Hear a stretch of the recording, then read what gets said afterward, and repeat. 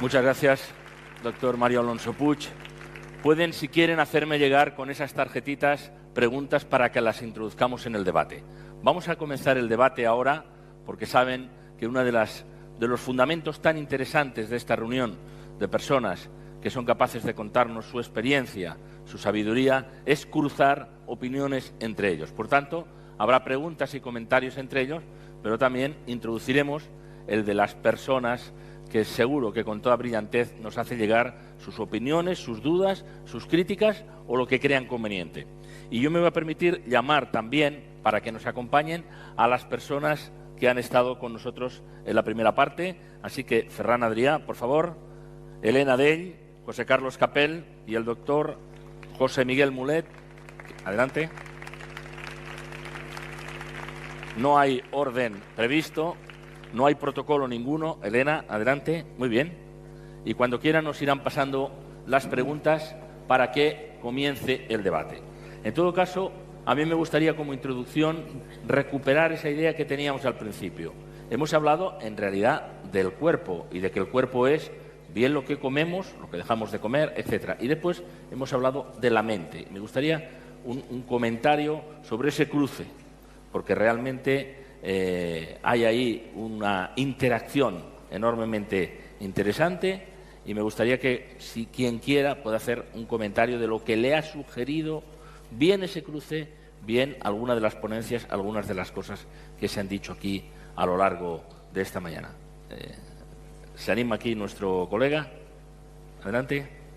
Yo no he tenido la suerte de escuchar en este segundo tramo porque estábamos atendiendo medios de comunicación, pero sí es evidente que hay una interrelación entre toda la brillante exposición que acabamos de escuchar ahora mismo, entre la mente y el mundo gastronómico que a nosotros nos concierne.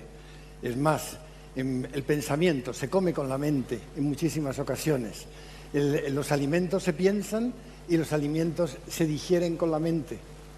Parece una paradoja lo que estoy diciendo, pero no es ningún disparate. Yo he visto cómo cocineros, el proceso creativo de grandes profesionales no se produce en el paladar, sino que lo hacen en la cabeza. Aquí tenemos a Ferran Adrià, él piensa los platos y piensa armonías, y como él hay unos cuantos cocineros privilegiados que de la cabeza, de su pensamiento, derivan en armonías. ¿No es así, Ferran? Como se dice en el Congreso de los Diputados, Ferran Adrià por alusiones. Me gustaría que la gente reflexionáramos el porqué esto de la comida, ¿no? El comer, claro, estamos hablando de lo único que hace los humanos 3 veces al día. Y que todo el mundo tiene una opinión, ¿no? Si ahora habláramos de energía nuclear, no sé quién se atrevería aquí a hablar de energía nuclear, de diseño gráfico. Vamos a hacer bueno, más similar, si me apuras, de moda, aunque vas vestido, lo dirías si te gusta o no. De comida, todo el mundo opinamos, todo el mundo tenemos una opinión. Y después de ver todas estas conferencias, estas charlas, te das cuenta de la manipulación y la poco objetivo que somos. Mano, está todo basado en que nos manipulan con cosas no objetivas. ¿Por qué? Pues como entendemos, nos pueden manipular. Si no entendiéramos, no te manipularía. A mí no pueden manipular de energía nuclear. Como mucho me puedes decir, oiga, tal, ¿puedo estar de acuerdo o no? Sí, puedo estar, pero ya está. Entonces, te das cuenta de la cantidad de manipulación que hay. Y esto el cerebro, claro, hace una función vital para que te manipulen, ¿no? Hablábamos antes, la gente confundimos, estamos totalmente... De eso, lo que nos gusta es lo sano. Venga, al toro, ¿sabes? No, lo que nos gusta, como me gusta a mí, es sano. A ver. No, esto no funciona así, ¿eh? Tal.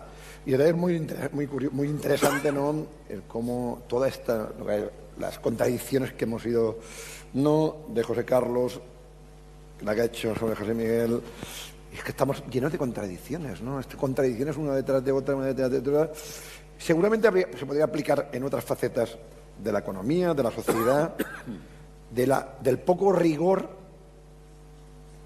que tenemos a nivel de información y porque es muy difícil sintetizar. Yo creo que la exposición que ha hecho sobre la historia del vino, en 5 minutos yo me he enterado, es maravilloso. Fíjate que llegas Y esta es la dificultad que tenemos hoy en la sociedad. ¿Cómo yo en 5 minutos me puedo recordar con lo que ella me ha mostrado, ¿no? Más o menos tengo una cierta ya idea, hostia, de cómo empezó todo esto, ¿sabes? La filoxera, el tal, ya está. ¿Y cómo lo hacemos para que esto se me quede en el cerebro y después ya no me manipulen? Dicen, no, si el vino, hace 2000 años el vino era increíble. No. Doctor Mulet, ¿quiere intervenir? Elena, adelante. Hombre, el problema que tenemos en la alimentación es que es uno de los temas en donde lo que es el conocimiento científico, la evidencia, va más separado de lo que es la opinión popular. Es decir, se circulan una cantidad de mitos y de aberraciones sobre cosas que son buenas y que no lo son. Y claro, solamente hay que ver que cada año sale una dieta milagro, cada año sale una revolución gastronómica que al final acaba pues vendiendo muchos libros a alguien y mucha gente enfermando. Con un poco de cultura gastronómica, con un poco de cultura alimentaria, podríamos hacer que la salud de la gente mejorara, porque sería más difícil engañarles.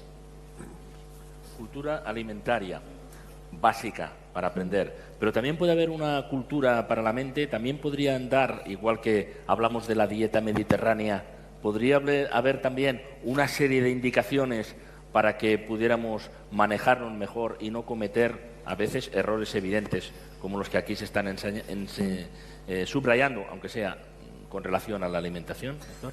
Hombre, lo que yo creo que es muy importante, efectivamente, es reconocer la tremenda importancia de la alimentación. Sencillamente 3 datos.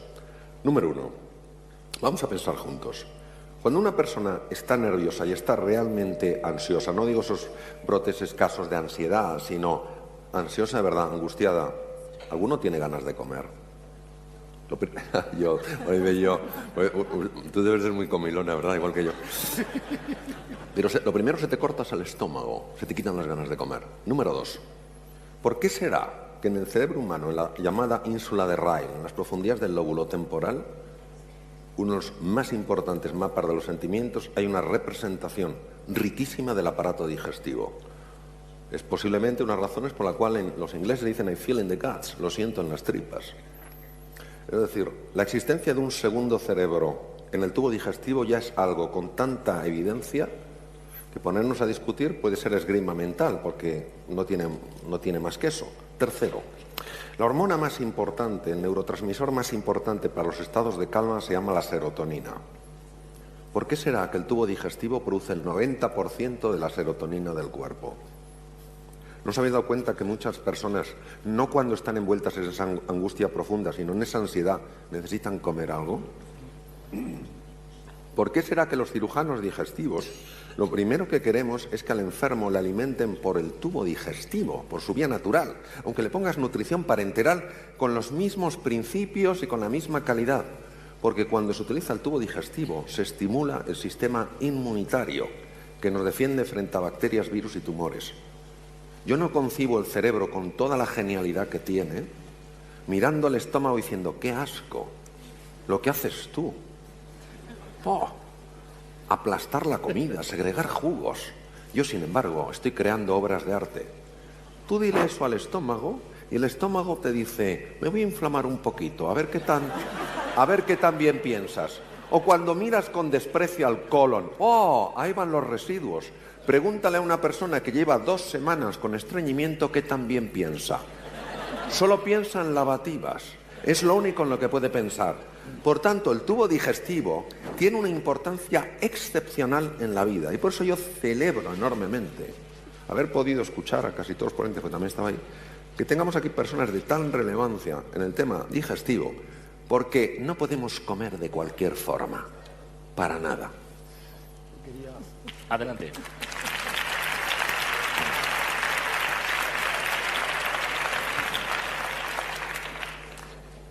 Mario, yo quería preguntarte un tema que creo que tiene importancia, el pensamiento, el cerebro, cómo influye en las filias y en las fobias de la alimentación. Hay un hecho cultural, hay un hecho gastronómico en todo ello.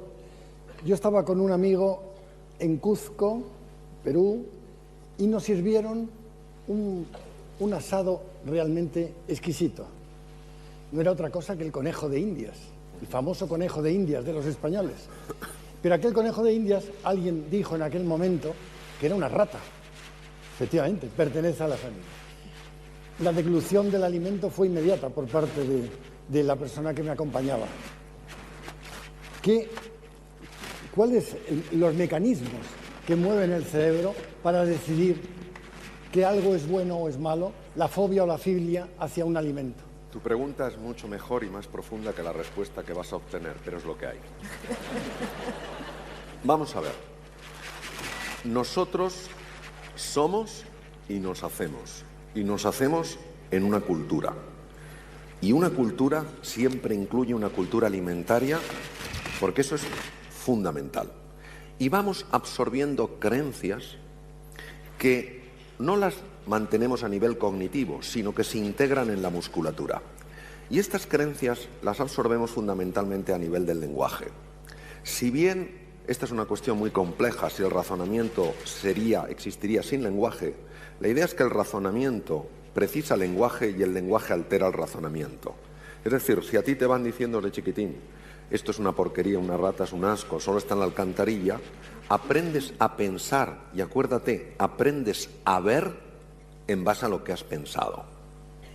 Es muy interesante porque personas que han estado, por ejemplo, en una situación de náufragos durante bastante tiempo y han cogido peces, han empezado a comerse partes del pez que ninguno de nosotros nos comeríamos. Su cerebro ha estado guiando de manera natural para buscar los recursos, los oligoelementos, las vitaminas, en lugares que nosotros despreciaríamos. Es decir, al final podemos distinguir los dos aspectos, pero no podemos separarlos.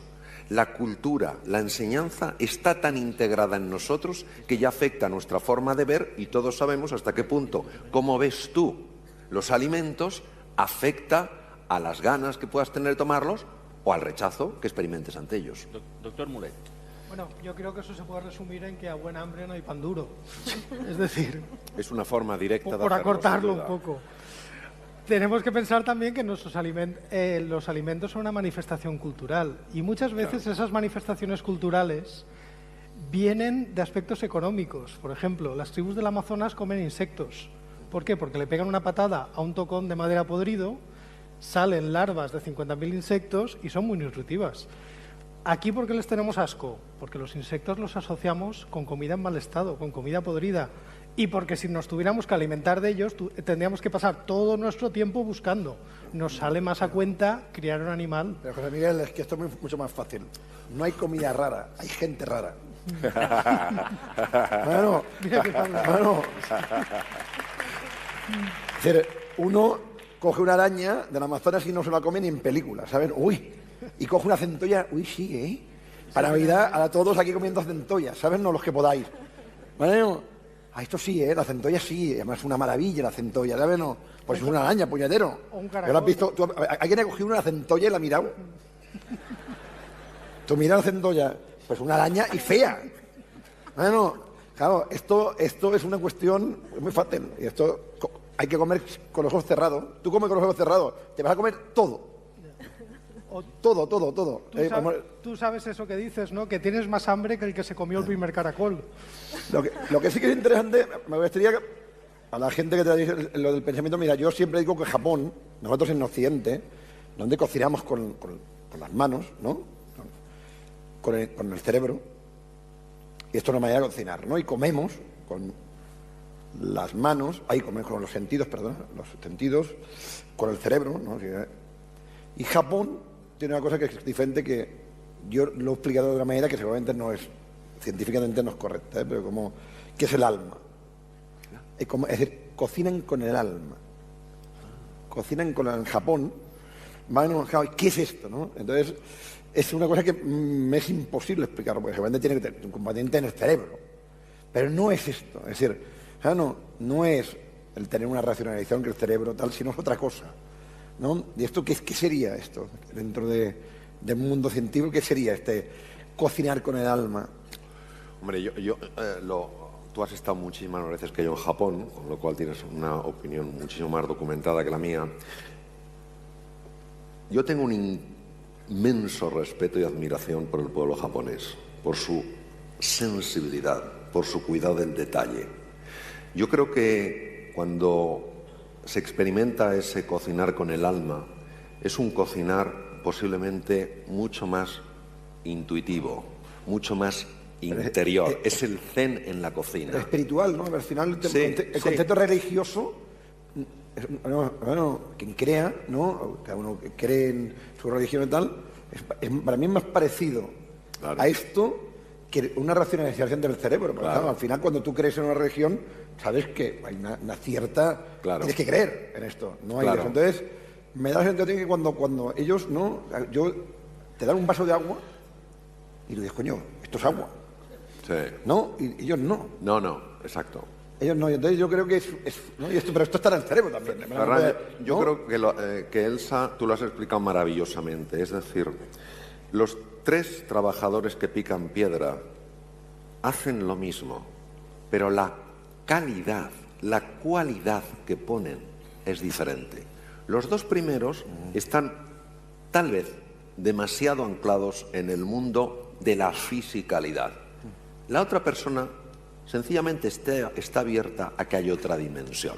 Y yo creo que eso tal vez sea lo... Me gustaría incorporar el componente económico, como estamos en el momento actual, ¿no? Durísimo. No sé si lo he comentado antes, pero lo mejor hemos comentado con José Carlos. Desde Japón, cada día salen containers con productos de alimentación por 200 millones de euros. Por 365 días son 70.000 millones de euros de exportación de productos de alimentación. ¿Vale? No, cabras fuera del mundo. Lo digo porque el componente que en la sociedad española, fíjate, hoy que ya hay un reconocimiento mundial sobre la cocina española y tal, a mí me pasa, hay gente que me admira y tal, pero aún piensan que todo esto es para 4, todo el tema de la cocina y todo esto. Tal.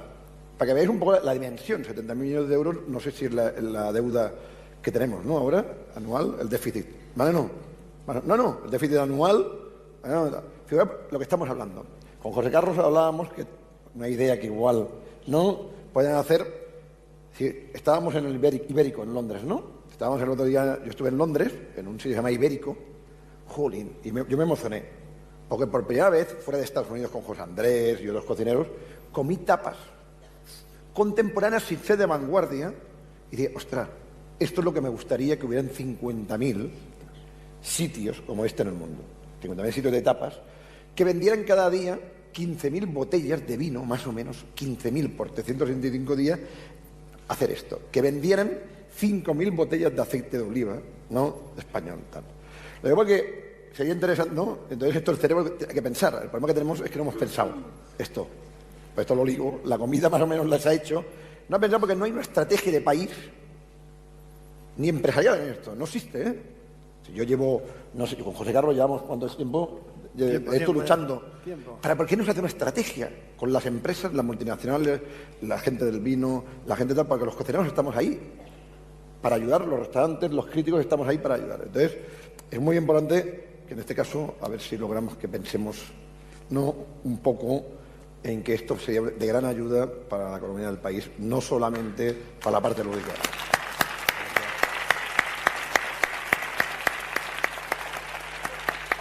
Una pregunta para Elsa Punset. Dice, me gustaría que me dijera, ¿cómo es posible averiguar tu motivación, tu reto en la vida, aquello por lo que te esforzarías? Lo firma Cristina, que es una seguidora.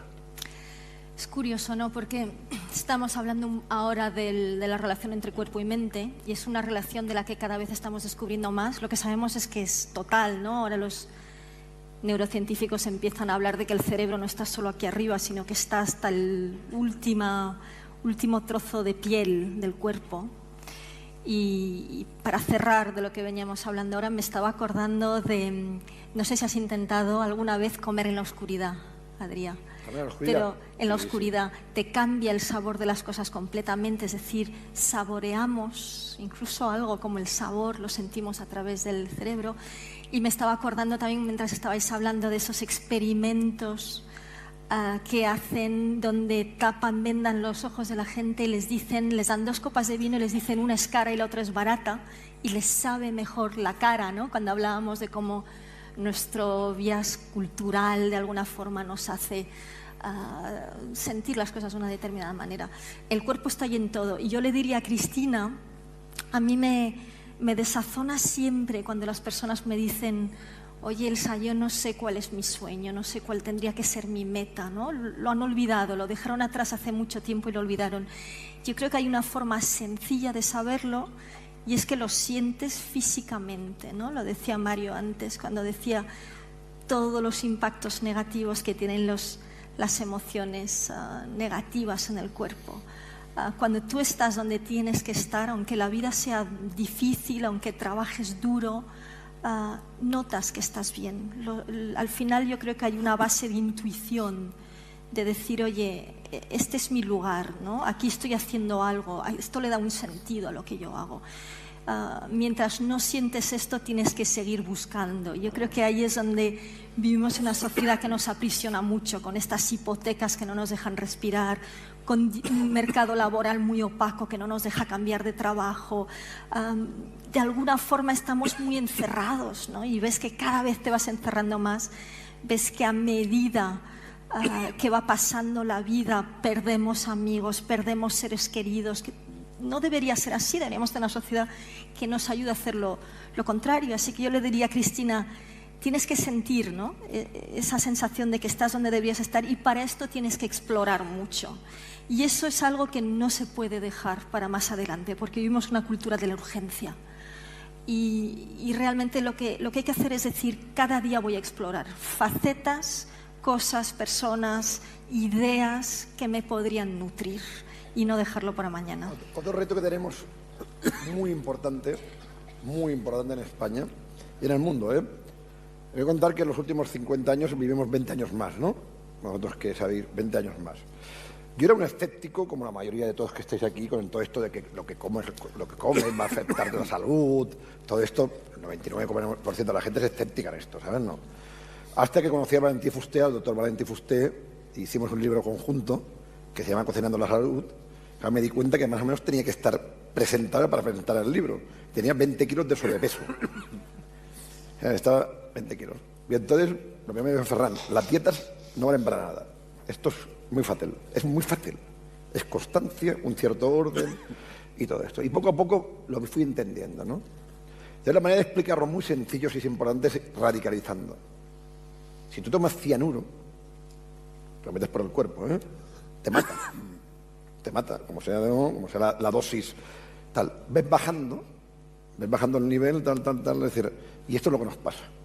Y no tiene nada que ver, como ha explicado aquí el doctor, con lo ecológico, no ecológico, tal. No estamos hablando de esto. Si analizas, dos cosas importantísimas que hay son la sal y el azúcar, bueno, son productos básicos que no hay tal, y esto para la salud es dinamita. Dinamita cuando está en exceso, ¿no?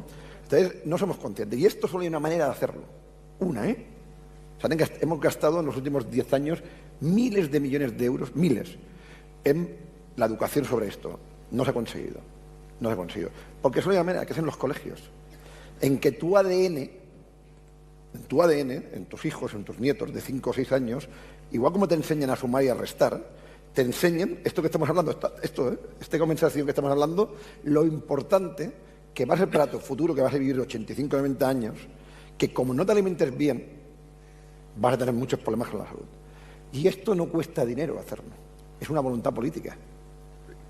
Y este país, con los científicos que hay aquí, tenemos la mejor ciencia del mundo, lo prometo, en medicina, en el mundo científico, que yo conozca. Esto tal, la gastronomía creo que es algo evidente, empresas de alimentación muy importantes. Perfectamente este país podría ser el país, ni Finlandia, que es el paradigma de la educación, lo hace. Y es una decisión que mañana digamos, de una manera transversal, cuando explicas historia, vamos a explicar la historia de México, de alimentación. Cuando expliques ciencia, tal, cuando expliques tal. Y estos son los retos, que se pueden conseguir aun cuando no hay mucho dinero. Michael, ¿quería intervenir? Michael, ¿quería intervenir? ¿No? Sí. I like food. I guess the connection for us would be to the extent that we've investigated diets as fads and myths, which ones work and which ones don't. The problem is they go through these cycles, every few years there's a new one. You should only eat meat. Bacon and fat is great. No, bacon and fat is terrible. You should only eat plants. No, too much plants is not good. And it just goes on and on like that. I've decided that diets work when you go on them because it's the going on them that's doing it, not the food itself. For the most part, it's being vigilant and paying attention to what you're eating. It's the paying attention part that's important, I think. That's what we've decided. Doctor Mulet, ¿quiere algún comentario? Elena, sobre lo que estamos hablando aquí. Sí, yo quería hacer un comentario al hilo de todo lo que estábamos hablando, sobre todo en la primera parte, y es que he llegado a una conclusión un tanto dolorosa para mí. No voy a conseguir nunca adelgazar. ¿Por qué? ¿Por qué? Muy fácil. ¿Cuál es mi máxima en la vida? Ha sido desde niña, desde que yo recuerdo tener uso de razón. Al final lo que yo pretendo es ser feliz, estar contenta todos y cada uno de los días y de los momentos de mi vida. Claro, unos días lo conseguiré, otros no. Unas horas lo conseguiré y otras no. Pero uno intenta solucionarlo como buenamente puede. Y es que un comentario del doctor me lo ha recordado. Porque la vida al final intentamos sumar, pequeños placeres.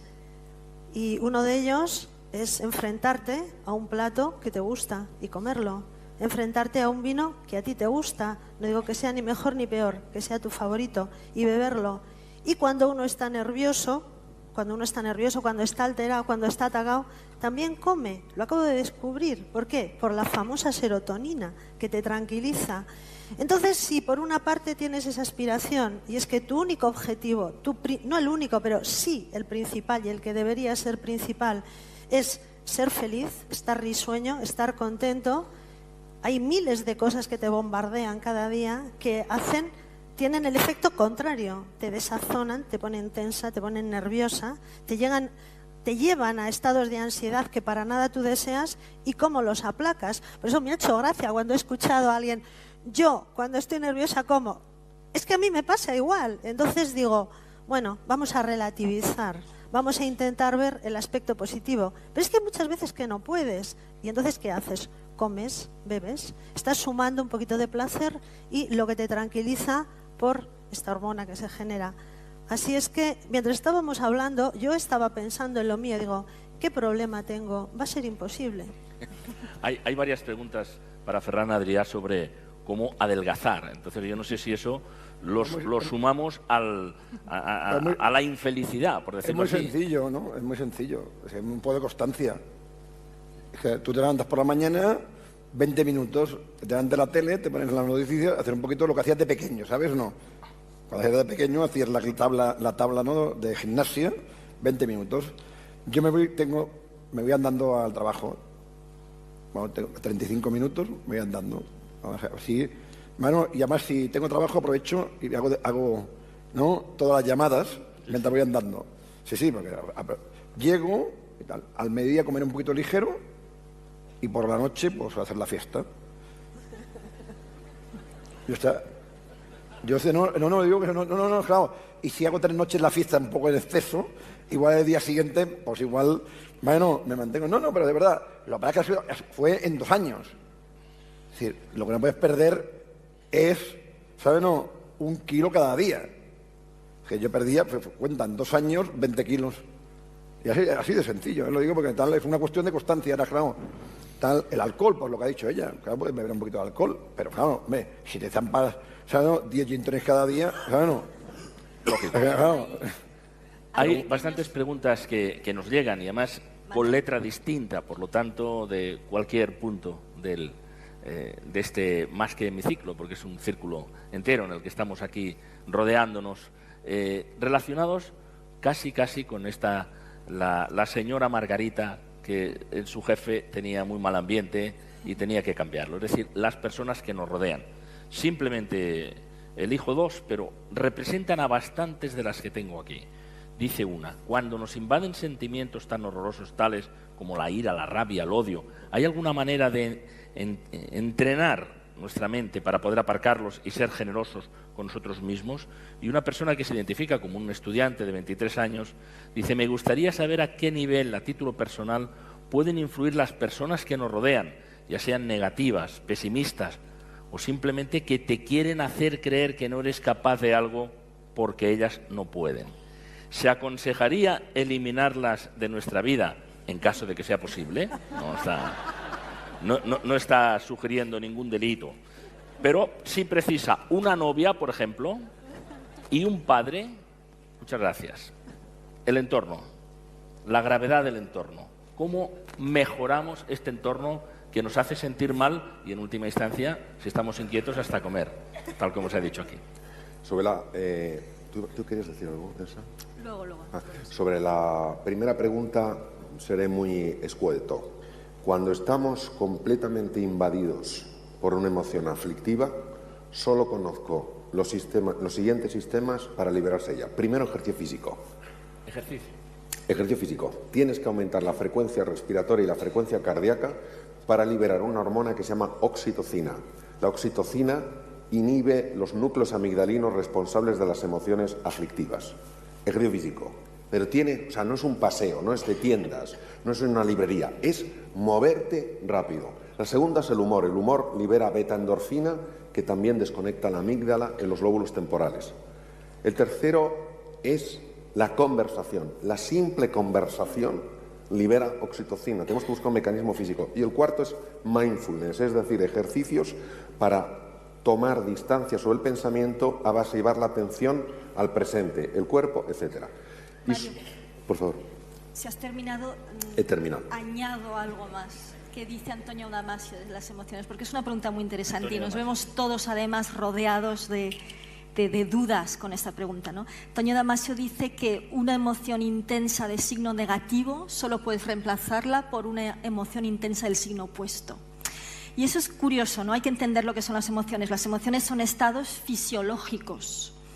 Entonces, y hay algunos estados fisiológicos que no son compatibles, tenemos esa suerte. Es decir, por una parte las emociones son fluidas y mezcladas, ¿no? Yo siempre recuerdo esa conversación que tuve con mi hija pequeña de 4 años, la veía con cara de pena sobre el sofá, me acerco y le digo: Tizi, ¿qué te pasa? Y me dice: mamá, tengo emociones mezcladas, ¿no?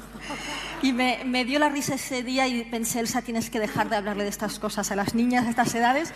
Pero lo cierto es que los humanos, al contrario de los demás animales, ¿no?, tenemos tendencia a muchas emociones mezcladas, excepto si son intensas. Así que si tú estás intensamente triste, si tú realmente generas, como decía Mario, actividades como la risa o el ejercicio físico que cambian, que de alguna forma sacan tu atención de esta generación de la componente química, ¿no?, de la emoción, y te dedicas a hacer otra cosa, te fuerzas, y a veces nos cuesta mucho porque nos dejamos atrapar por las emociones negativas, pues es forzarte durante un rato a dejarlo.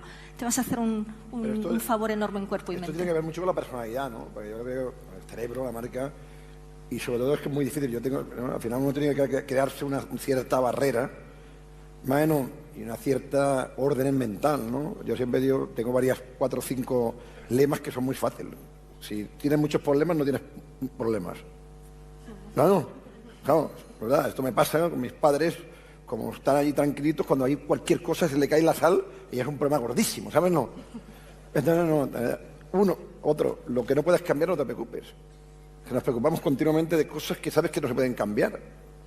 No vas de eso. Entonces yo creo que el ejercicio mental, sobre todo cuando una persona tiene una cierta notoriedad, no mediática, sino dentro de su trabajo, tiene responsabilidades, la única manera de esto es una cuestión mental, porque es que si no, es que no saldrías por la calle, porque todos son problemas.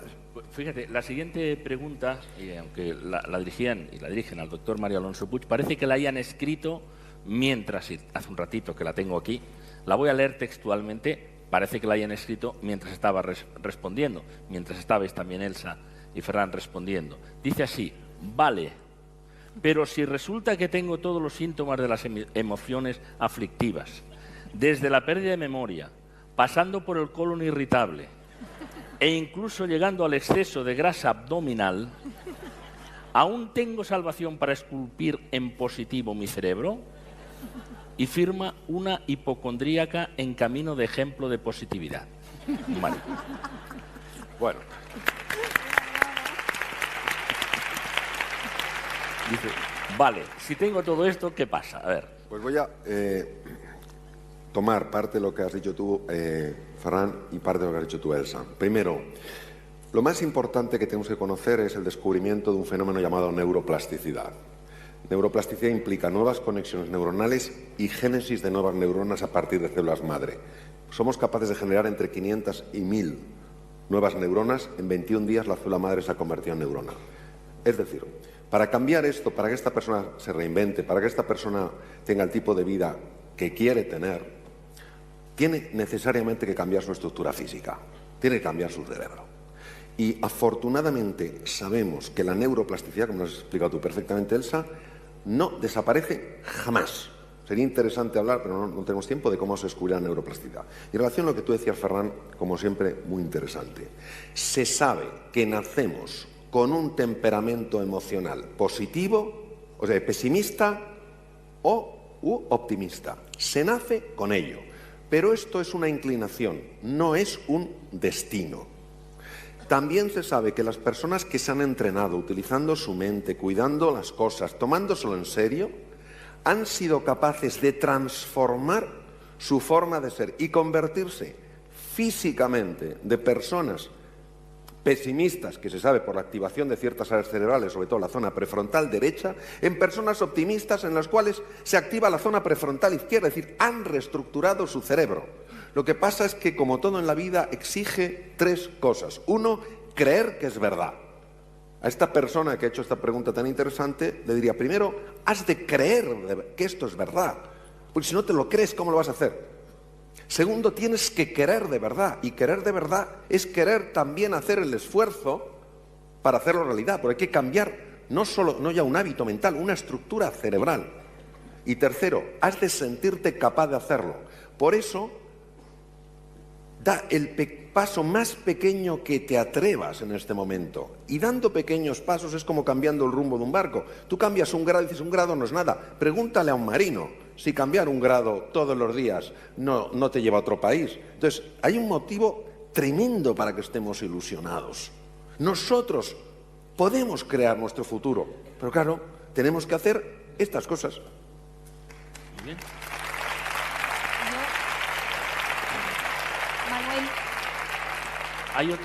Hay otro grupo de preguntas que están relacionadas, y mi función es también ordenarlas, con la preocupación, por ejemplo, del hambre en el mundo, con la falta de distribución, con los problemas de distribución. Como se ha dicho aquí, no falta alimentos en el mundo, pero los problemas para que haya esos 800 millones de personas que comen mal o no pueden comer, se ha dicho, dice la pregunta, que hay alimentos para todo el mundo, pero faltan los medios de distribución. ¿Cuál sería el primer paso para avanzar hacia la solución de esta situación? Parece que es una situación insalvable, es una vergüenza mundial. Se reúnen periódicamente en el entorno de la FAO los presidentes de gobierno y tratan sobre este tema con cierta periodicidad, pero nadie encuentra la solución. Todos los días mueren 30.000 personas, niños, enfermos de todo tipo por inanición o porque no tienen los medios suficientes. Y mientras, en Europa, en España, en Madrid, se tiran toneladas de comida a la basura. Desperdiciamos toneladas de comida. ¿Cómo se puede corregir ese desajuste mundial? ¿Cómo se puede corregir esa vergüenza que afecta a la humanidad completa?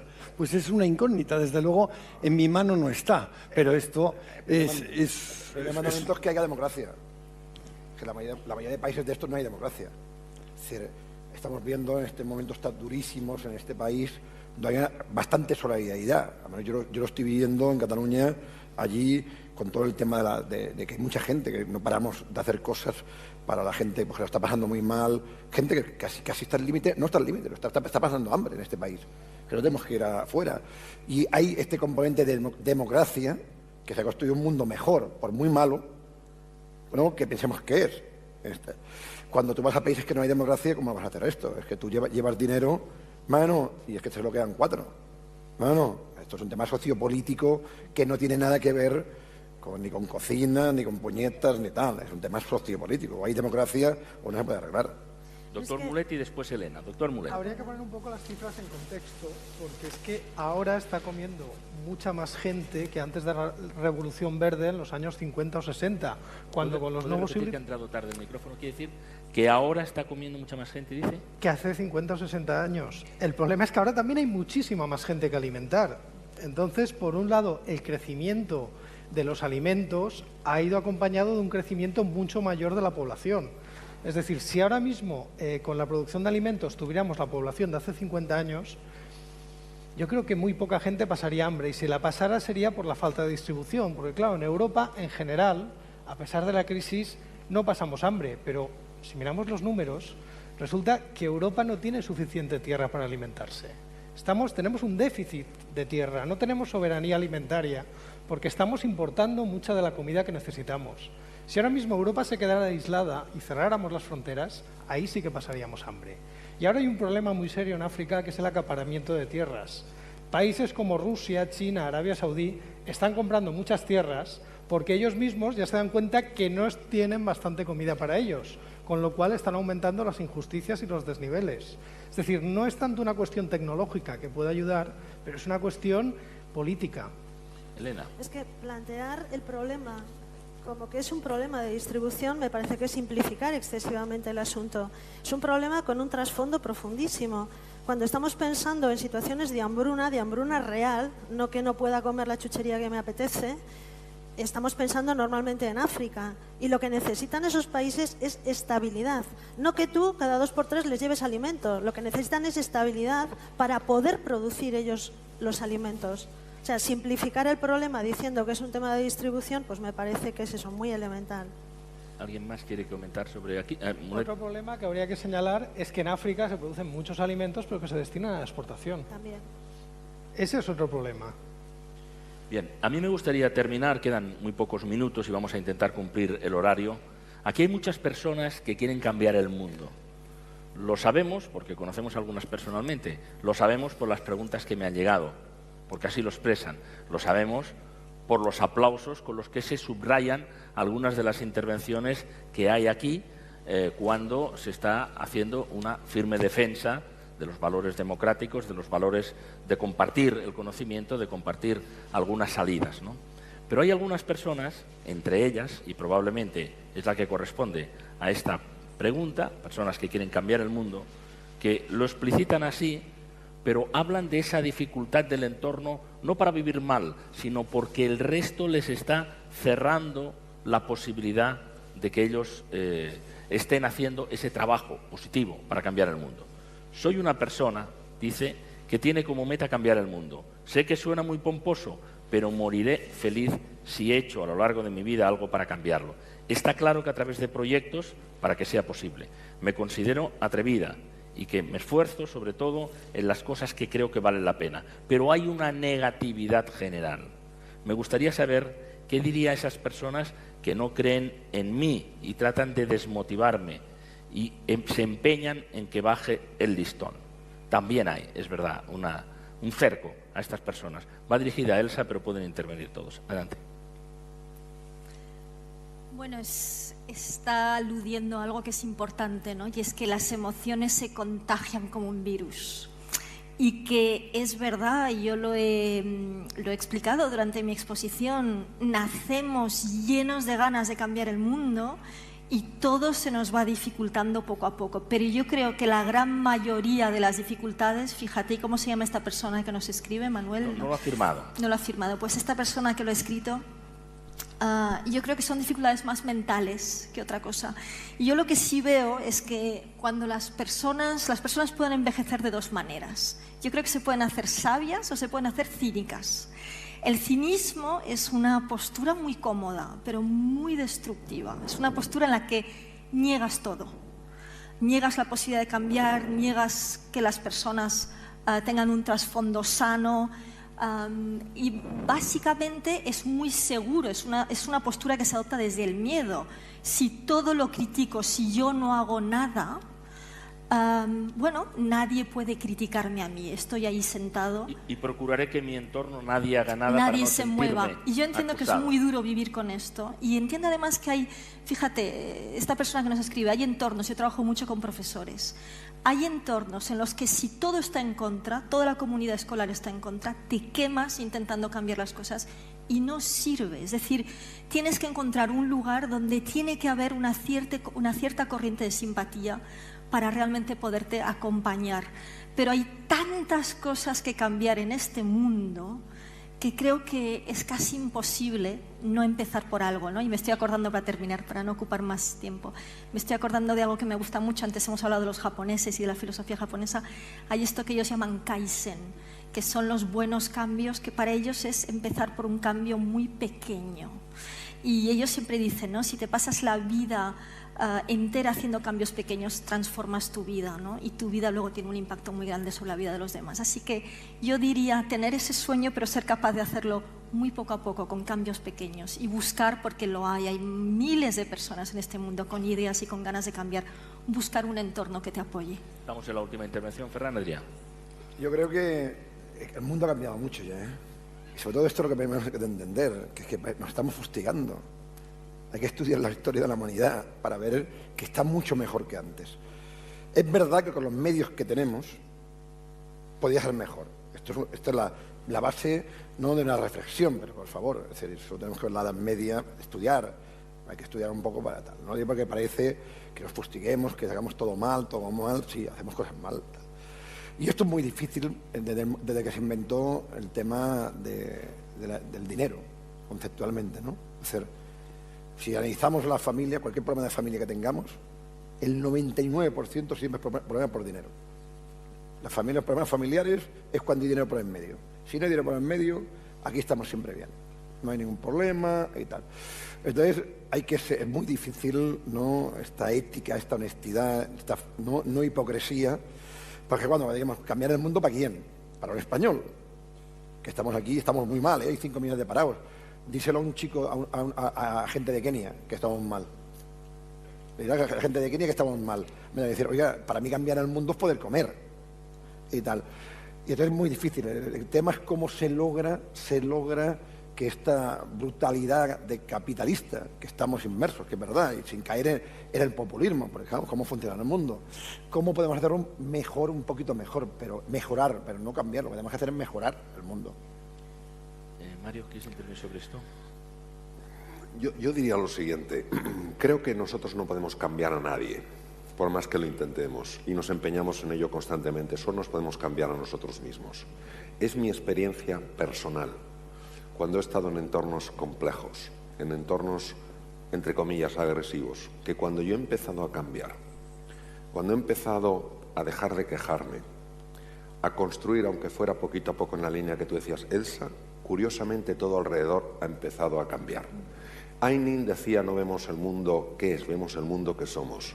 Y yo creo que Gandhi nos dejó un mensaje precioso: sé tú el cambio que quieres ver en el mundo. Interesante.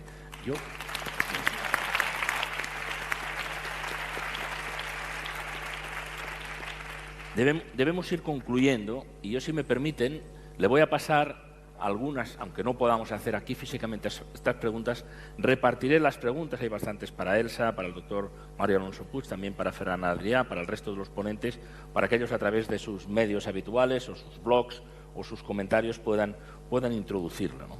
Pero quizá una pregunta final, por si alguien quiere responderla. Dice, sugerencias, por favor, de los ponentes en relación a una España 2.0 más positiva, más emprendedora y con más visión de futuro. Yo creo que, independientemente de que es verdad que todo es relativo, Ferran, pero hay una preocupación muy importante por cómo estamos, y a veces por esta negatividad que nos invade y que nos impide construir, aunque sea a partir de pequeños cambios, a partir de nuestro pequeño entorno, pero hay cosas que probablemente se pueden hacer. Y hay otras relacionadas también, y esto está, digamos, rodeando a esta pregunta, de que los sistemas habituales, por el sistema político que existe, etcétera, no encontramos la salida. ¿Hay alguna sugerencia? ¿Qué podríamos hacer? Preguntan a los ponentes, para encontrar una España más positiva, emprendedora y con visión del futuro. Adelante, Mario. Aparcar los intereses particulares y buscar un ideal común. Sí, de claro.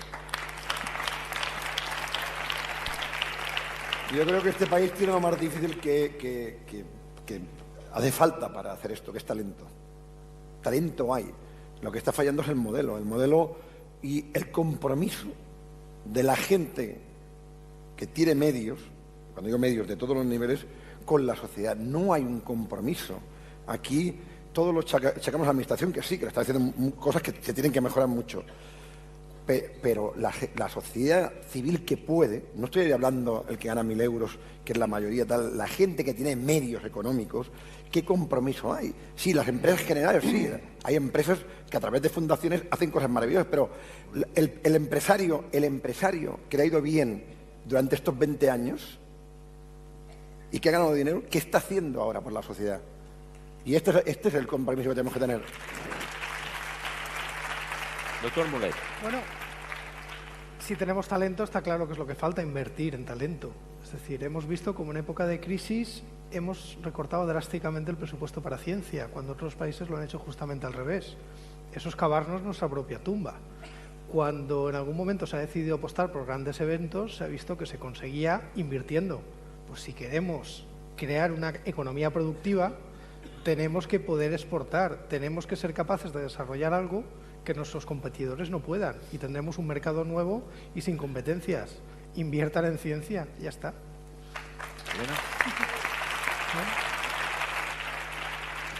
Hay una palabra que creo que tenemos muy olvidada, sobre todo en las épocas de bonanza, que es generosidad. Sería bueno que en esta época en la que nos toca apretarnos el cinturón, todos fuéramos un poco más generosos.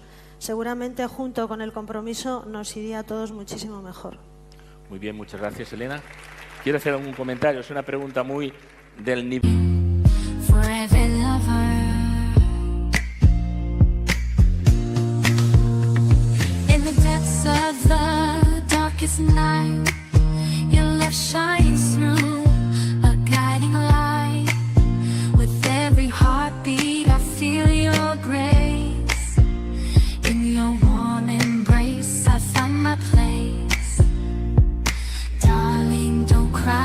Don't shed a tear, for I'll be your fortress. I'll always be near. Though storms may rage and oceans may roar, I'll stand by your side forevermore. Through the trials and the tests we face, our love will endure, it cannot be erased. So dry your eyes, my love, and take my hand. Together we'll conquer. El que tenemos, de la preocupación que tenemos en nuestro país, pero escuchamos con enorme interés sus sugerencias. Michael.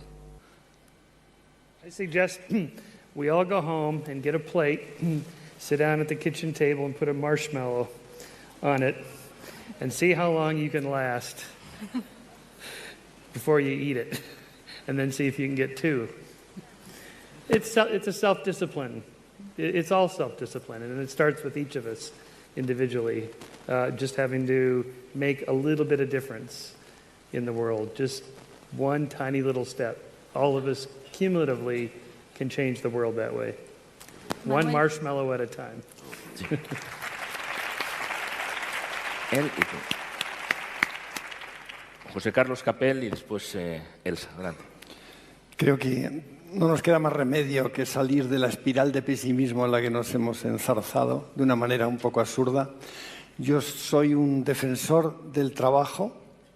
Creo que hay que tener ideas y defenderlas, seguir y luchar por ellas y rodearse de aquellas personas con las que tienes una complicidad. Y cuando se persiguen los objetivos, se consiguen siempre. Nos falta voluntad, perseverancia y muchas ganas de trabajar y sacar adelante toda suerte de proyectos, porque España está lleno de mucho talento y de gente muy valiosa. Gracias.